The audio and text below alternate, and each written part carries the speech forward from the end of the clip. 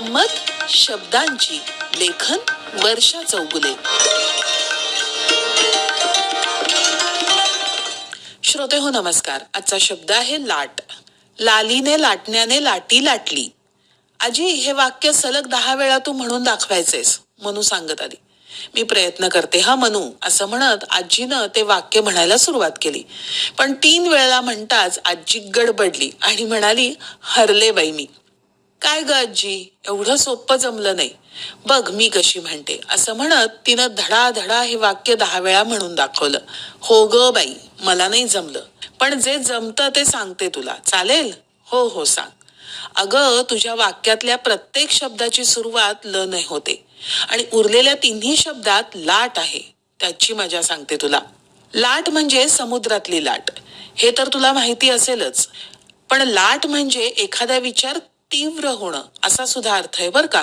म्हणजे थोडक्यात सांगायचं तर असंतोषाची लाट पसरली, असा वाक्प्रचार वापरला जातो. आणि लाट म्हणजे मोठा अधिकारी सुद्धा, ज्यांना लाट साहेब असंही म्हणतात. आणखी खांब किंवा स्तंभ असाही लाटेचा अर्थ होतो.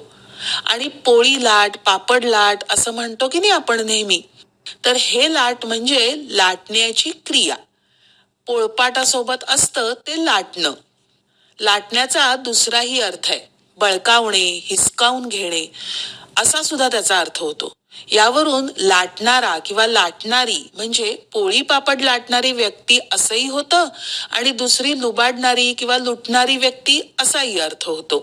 अरे बाप रे आजी, गरगरायला लागलं मला या लाटेनं. थांब थांब, आणखीन एक. लाटा लाटी राहीलच की. मळलेल्या कणकेचा मोठा गोळा म्हणजे लाटा आणि त्या कणकेची छोटी गोळी म्हणजे लाटी. आहे की नाही गंमत या लाट शब्दाची?